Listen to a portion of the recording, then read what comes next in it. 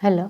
आज हम लोग पढ़ेंगे क्लास 6 के अतीत से वर्तमान के 10th चैप्टर, जिसका नाम है शहरी एवं ग्रामीण जीवन। इसमें हम लोग मौर्य के उपरांत देखेंगे किस तरह की व्यवस्था थी, कृषि की हो या व्यापार की व्यवस्था, फिर खेती में कौन से सुधार कार्यक्रम चलाए गए, फिर सुदर्शन झील जो मौर्य वंश के शासन में जो उनको बनाया गया था, फिर व्यापार और रेशम मार्ग का क्या संबंध था हमारे भारत से, फिर पुहार एक बंदरगाह था, फिर समकालीन साहित्य या संगमकालीन साहित्य या संगम काल को समझेंगे, फिर जातक कथाएं क्या होती है या उस समय से लेकर अभी तक जो हम प्रसिद्ध कथा जातक कथा जानते हैं वो क्या होती है, इसको समझते हैं। सबसे पहले हम मौर्य के उपरांत देखते हैं।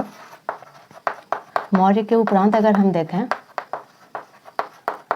धीरे धीरे जो था समस्त अशोक के उपरांत चंद्रगुप्त मौर्य ने जिस तरह मौर्य साम्राज्य की स्थापना की थी, उसके बाद बिंदुसार, उसके बाद अशोक, लेकिन अशोक महान सम्राट अशोक के बाद धीरे धीरे जो था अशोक के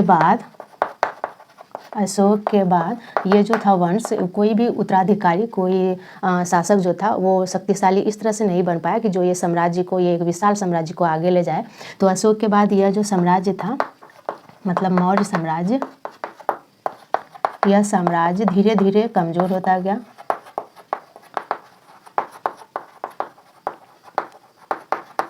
होता गया। और इस तरह से हम देखेंगे कि कई सारे जो थे मौर्य के उपरांत छोटे छोटे जो है वो राज्य या शासक जो है वो आगे आए। अतः कई जो थे छोटे छोटे प्रांतों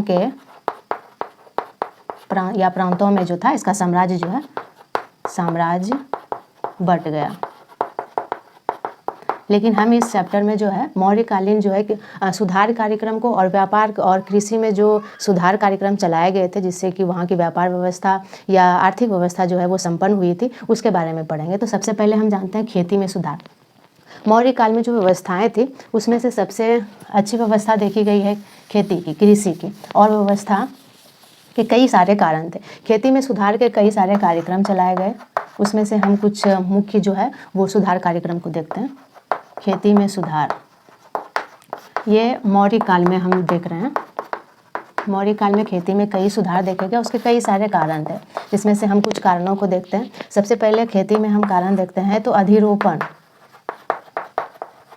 अधिरोपण के तकनीक का आगमन हुआ, या हम कहें कि उसकी शुरुआत हुई, और जो कि एक मुख्य कारण था खेती में सुधार का, जिससे कारण कि वहाँ के ज़्यादा से ज़्यादा लोगों में उत्पादन बढ़ा, रोजगार बढ़ी, आर्थिक व्यवस्था या हम कहें कि वो संपन्न हो सके। अधिरोपण की व्यवस्था होती क्या? अधिरोपण व्यवस्था या अधिरोपण तकनीक एक ऐसी तकनीक होती है जिसमें से कि 2 बार एक ही बीज को, सबसे धान को जैसे देखें, एक बार पहले उसको बोया जाता है बीज को, और उसके बाद फिर उसके छोटे छोटे पौधों को निकालकर फिर से उसकी रोपाई की जाती है, ताकि कम अनाज से ज़्यादा अनाजों का उत्पादन किया जा सके। उसी तकनीक को अधिरोपण तकनीक कहते हैं। इसमें क्या होता है, इसमें बीज की बुआई होती है, बुआई के बाद पुनः उसके छोटे छोटे पौधे जो होते हैं, पौधों का रोपण किया जाता है। और इससे क्या होता है कि कम अनाज से ही अधिक अनाजों की पैदावार होती है। तो ये अधिरोपण तकनीक या व्यवस्था जो बोले, उसमें खेती मौर्य काल में शुरुआत की गई, जिससे कारण कि काफ़ी अधिक मात्रा में जो है लोगों को फसल या अनाज प्राप्त हुई, उसको रोजगार मिला और उत्पादन में भी वृद्धि हुई। दूसरा एक कारण था औजारों का निर्माण। हम देखते हैं कि मौर्य काल के पहले ज़्यादातर जो औजार थे वो लकड़ी के, पत्थरों के या कांसे के बनाए गए, लेकिन मौर्य काल में अधिकतर जो थे वो अधिक से अधिक औजार वो लोहे के बनाने शुरू हो गए। पहले जो थे वो मुख्यतः अगर हम देखते हैं तो वो हमें पत्थर के या तो कांसे के या तो हम लकड़ी के भी देखते हैं, लकड़ी आदि के देखते हैं। लेकिन इस काल में क्या हुआ, मौर्य काल में ज़्यादातर जो है वो लोहे के अधिकतर औजार, कृषि से जुड़े हुए औजार, चाहे वो कुल्हाड़ी हो, हल हो या अन्य कोई औजार हो, तो लोहे के अधिकतर औजार क्या होने लगे, औजार निर्मित होने शुरू हुए। और ये जो है एक दूसरा कारण था कृषि में सुधार का या कृषि में उत्पादन की बढ़ोतरी का। तीसरे कारण को अगर हम देखें तो जहाँ पर कृषि का प्राचीन काल से ही मुख्य सिंचाई का साधन मानसून या हम कहें वर्षा था, मौर्य काल में उसमें सुधार लाते हुए कृत्रिम झील या तालाबों का निर्माण किया जाने लगा, कुओं का निर्माण किया जाने लगा, ताकि एक बड़े से वर्षा के पानी का ठहराव हो सके और एक बड़े से क्षेत्र में सिंचाई हो सके, ताकि कि कृषि के उत्पादन में कोई भी वर्षा के अभाव में फसल में किसी भी तरह की कमी ना हो। तो तीसरा कारण था कृत्रिम झीलों, तालाबों या कुआं आदि का निर्माण। ये 3 अलग अलग हम कारण देखते हैं, जिससे कि पता चलता है कि मौर्य काल क्यों संपन्न हुआ, क्यों वहाँ की कृषि से व्यापार तक देखें तो संपन्नता हमें देखने को मिलती है। तो ये 3 अलग अलग कारण हमें देखने को, या उसमें जो मौर्य काल को पढ़ें तो पढ़ते हैं। एक तो अधिरोपण तकनीक या व्यवस्था, जिसमें से कि बीज को जो है पहले बोया जाता है, फिर से उसको छोटे छोटे निकले पौधे को फिर से उसकी रोपाई की जाती है। दूसरा तो औजार का निर्माण, लोहे के अधिकतर औजार बनाए जाने लगे, जिससे कारण कि कृषि के उत्पादन में काफ़ी वृद्धि हुई। तीसरा कारण था शासकों द्वारा, राजा के द्वारा कृत्रिम झीलों, मतलब प्राकृतिक रूप से ना होकर के खुद से निर्मित करना मानव द्वारा, उसे कृत्रिम झील या तालाब या कुआं कहेंगे। जिसमें से कि अगर हम एक उदाहरण ले तो सुदर्शन झील, हम आगे पढ़ेंगे सुदर्शन झील को। सुदर्शन झील का निर्माण जो है मौर्य काल में ही किया गया था, चंद्रगुप्त मौर्य द्वारा। तो इस तरह से हम अलग अलग देखते हैं खेती में सुधार के कारण। अब हम कृत्रिम झील में सुदर्शन झील को देखते हैं कि वो एक बहुत ही बड़ी भूमिका निभाया था बड़े क्षेत्रों में कृषि के उत्पादन में। तो इसलिए हम खेती में सुधार के बाद सुदर्शन झील को देखते हैं। सुदर्शन झील एक कृत्रिम झील है।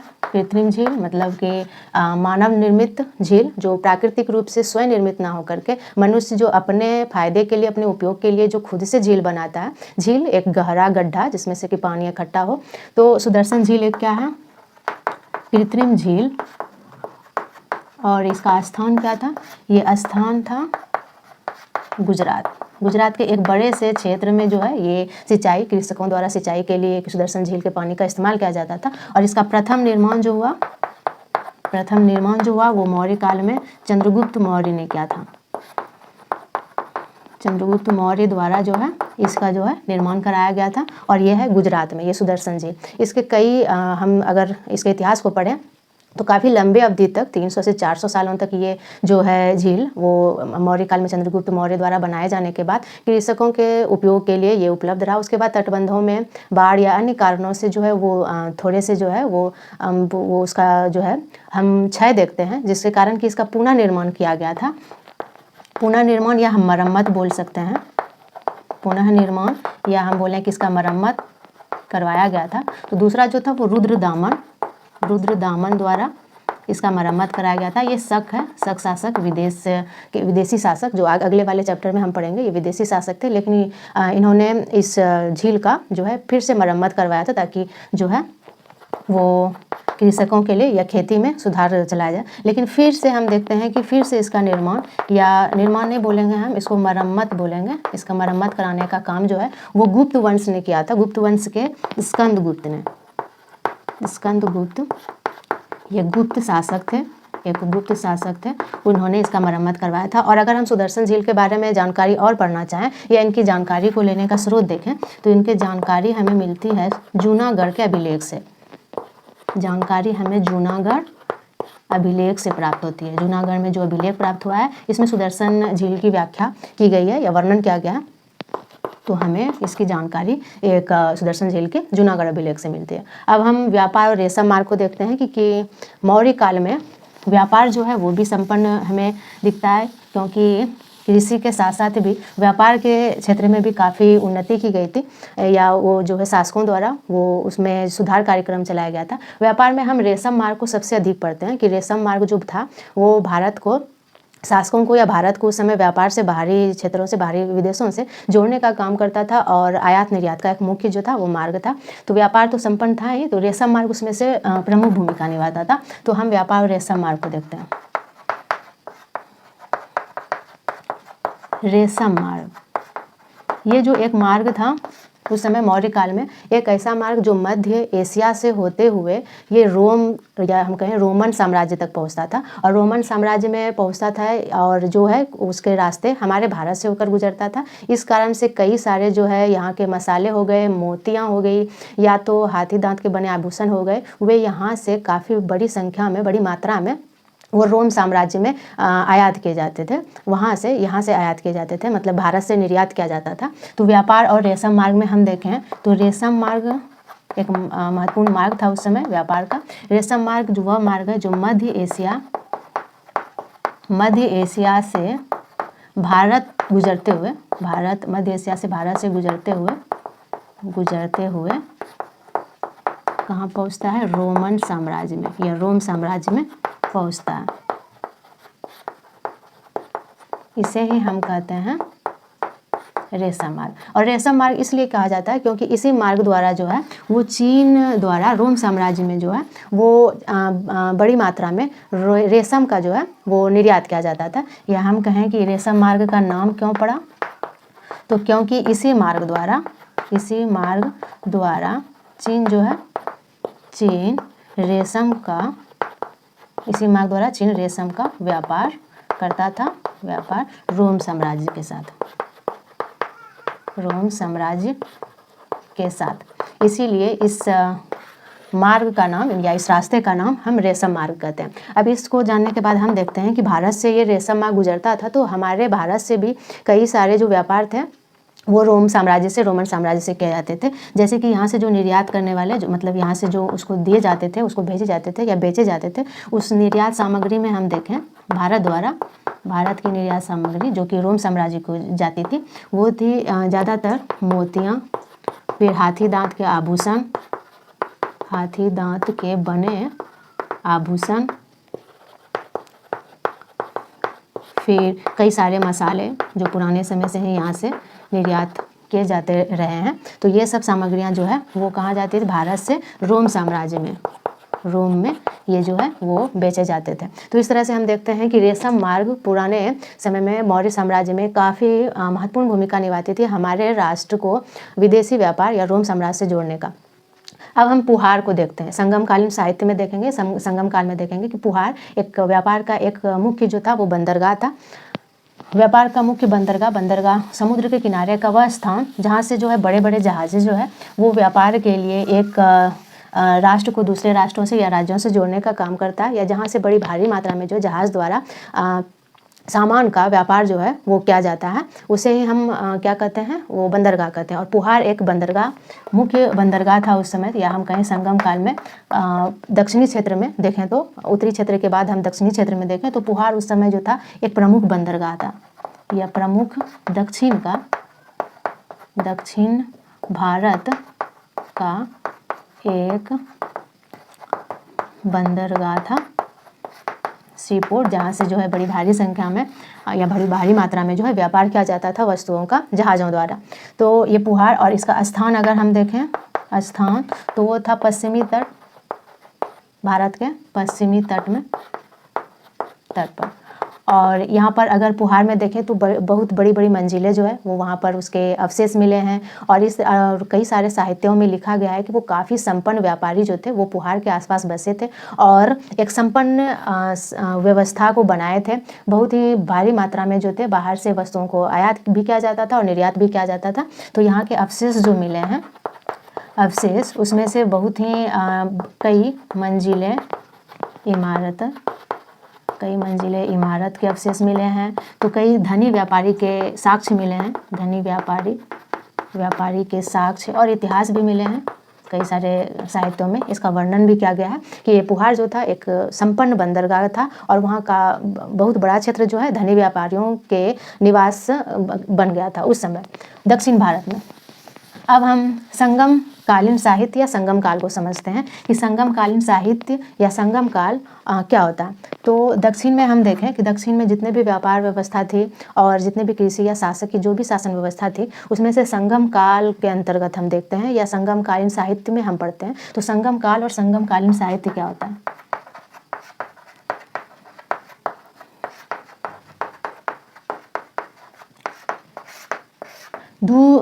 दूसरी शताब्दी से तीसरी शताब्दी के बीच के काल को हम देखें दक्षिण भारत के, तो उसे हम संगम काल के अंतर्गत देखते हैं और जितने भी साहित्य है वो उस काल के अंतर्गत रखा जाता है। संगम काल जो है या संगम कालीन साहित्य कहें तो ये जो होता था यह दक्षिण भारत लिखेंगे, दक्षिण भारत के समस्त तमिल कवियों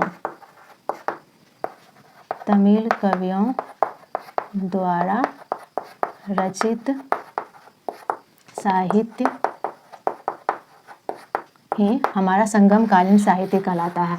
यह दक्षिण भारत के समस्त तमिल कवियों द्वारा रचित साहित्य होता है। और इसमें से क्या होता था कि उस समय 2री से 3री शताब्दी के बीच एक सभाएं रखी जाती थी जिसमें सभी तमिल कवि आते थे और उसमें से सबको यह सौंपा जाता था कि जितने भी शासक है या उस समय की जितने भी अर्थव्यवस्था से जुड़ी हुई समस्याएं हैं या स्थिति है या जो भी व्यापार संबंधी जो भी व्यापार आयात निर्यात किए जाते हैं उन सभी को जो है अपनी रचना में डालें। तो ऐसे में हम दक्षिण भारत के उस काल के अंतर्गत जितने भी रचना या साहित्य को पढ़कर उस काल के व्यापार को जानते हैं उसे हम संगम काल साहित्य या संगम काल कहते हैं। तो इसमें क्या होती थी कि एक सभा रखी संगम काल में जाती थी जिसमें यह निर्णय किया जाता था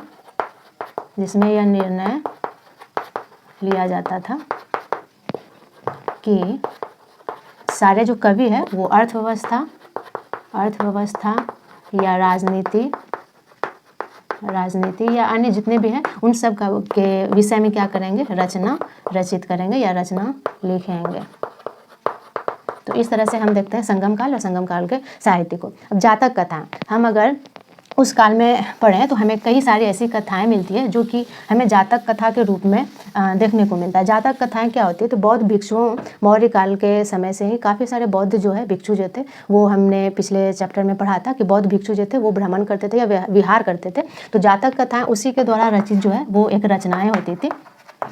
जातक कथा की बात करें तो एक प्रचलित एक ऐसी कथा होती थी जो बौद्ध भिक्षुओं द्वारा रची जाती थी और जो आम लोगों में उस समय काफ़ी प्रचलित था, जिसमें से कि किसी बौद्ध से जुड़े हुए जीवन की कथाएं हो या तो किसी आम लोगों के किसी चतुराई का या किसी राजा के शासन की कथाएं हो या लोगों को जागरूक करने के लिए अलग अलग विषयों से जुड़े हुए कथाएं, उसे ही हम जातक कथाएं कहते हैं। लेकिन इसकी रचना की गई थी वो बौद्ध भिक्षुओं द्वारा।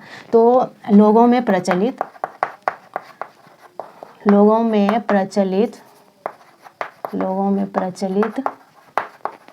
बौद्ध